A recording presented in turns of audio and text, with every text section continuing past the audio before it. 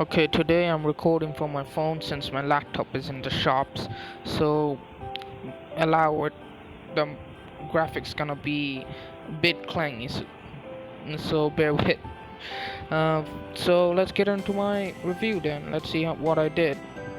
So this is what happened. Dean Henderson in goal, fantastic. He got 14 points. Damn that yellow card. That pen save against West Ham and that clean sheet. Oh, the feeling was splendid when it happened. Next up was Trent, sneaked in with a bonus point. Uh, Liverpool were all around pretty average against Palace, and did lost Nunes with the with the red card. So they were playing 10 men. And next up is Cancelo. Great to see him get a return, since he was playing an inverted wingback and people were speculating he's not gonna get enough returns. I'm glad to see he did. Next up is Robertson. It's a real hard pill to swallow with being a Robertson owner since Diaz scored. Yes, Diaz scored against Palace. No clean sheet again from Liverpool because of their injuries, but I'm still gonna keep him for a couple more game weeks since good fixtures are coming up. Next is the midfield, and it's Bailey with a one pointer. Yeah, he was benched and there was nothing to do. It was very weird since Steven Gerrard said that he would play in the press conference. There were promising signs, but still he got benched and he's an immediate transfer out now. Next up is James Maddison, who I'm very shocked that he got a return against Arsenal. I'm very pleased with him. The plan was always to keep him until Southampton, and he's returned here, and I'm pretty sure he might return big in the Southampton game. Next up is Salah, who was my captain in the video, but then I switched it to Haaland because of that game week 2 historic fear. Salah doesn't score in game week 2, so I switched it to Haaland, and yeah, it paid off actually. Salah blanked as the history suggested, and all went well. Next up is Martinelli, and he's on absolute fire at the moment, scoring goals, taking corners. He's electric in the field. He's the one to get, along with Jesus, in the Arsenal attack right now. You have to have him as a priority transfer. If you don't have him right now, he's rising up in price every single week. Next up is Necto, and yeah, another disappointing run. He should have scored. There was an open goal chance, and he just decided to dribble, but he should have just taken the shot. Let's see what I can do. He's not an immediate transfer out for me. I have other things to sort out. In the forward line, Gabriel Jesus with a massive 19-point haul.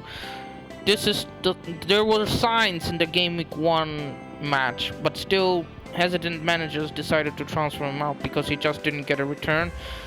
Now he got a massive haul to pay back that blank. I'm very pleased to still own him. Made the right choice in preseason. And finally, my captain Haaland, who got an assist, outscored Salah. It's the little victories we enjoy, even though it's not much, but still, it's a captaincy return.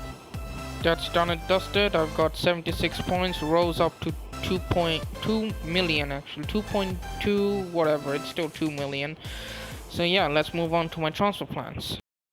Okay, the transfer section. I'm already made this transfer 2 days ago because Leon Bailey was about to get a price fall. So I did Bailey to Xhaka because Xhaka was playing in those half spaces and he was really far forward. He was hogging the penalty box and he was always involved in the attack, kind of what Gundogan does, and Arsenal are now playing in a similar style to Man City.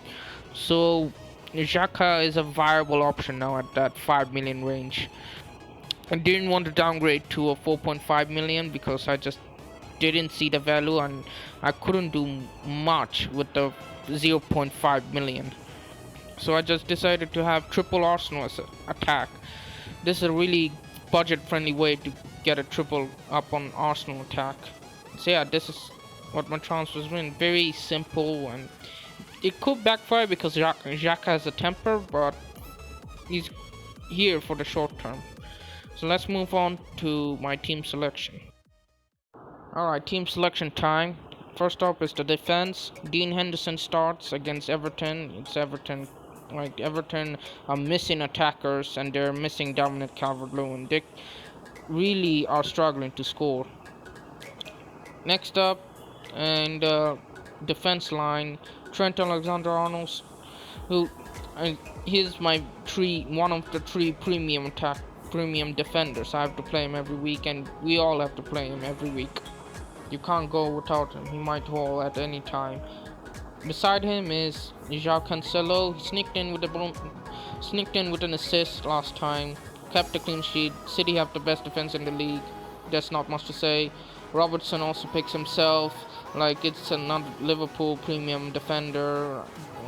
Like, in any time haul against Man United, I'm expecting he'll bounce back.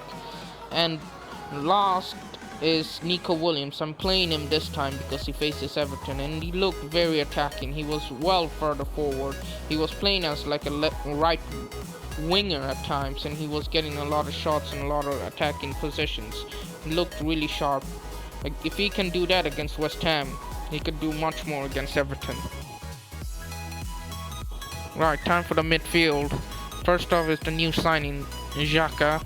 I'm excited to see him play. I'm excited to play him. He's a really exciting option in my team.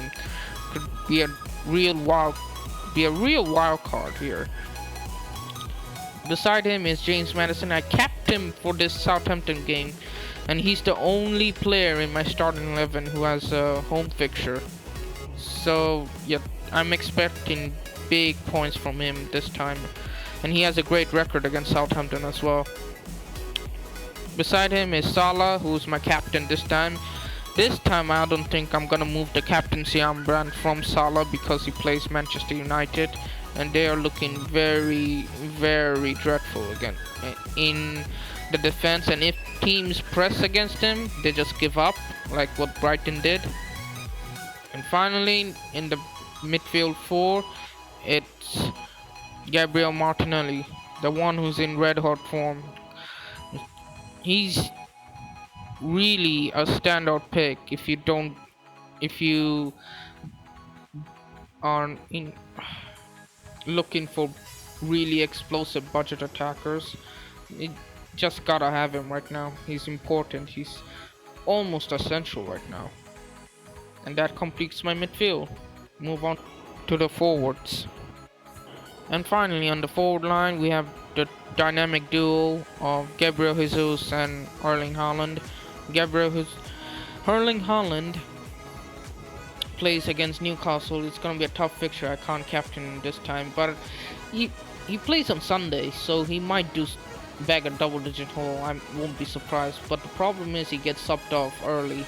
That's the real issue when you're paying 11.5 million for us forward. You really need him to play every minute. Let's see. I think he can bag 1 or 2 goals in a short period of time. He's that good.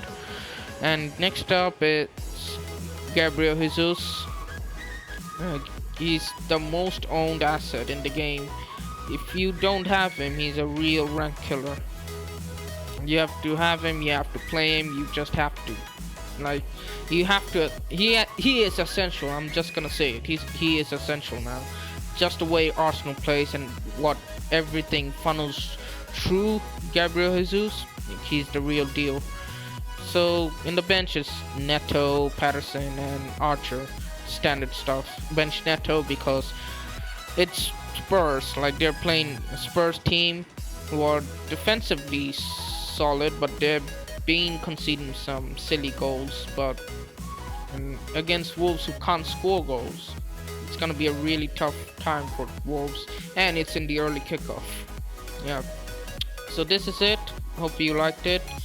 Made it out in a very hurry manner and just did all I could in my phone since the laptop is in the shops right now.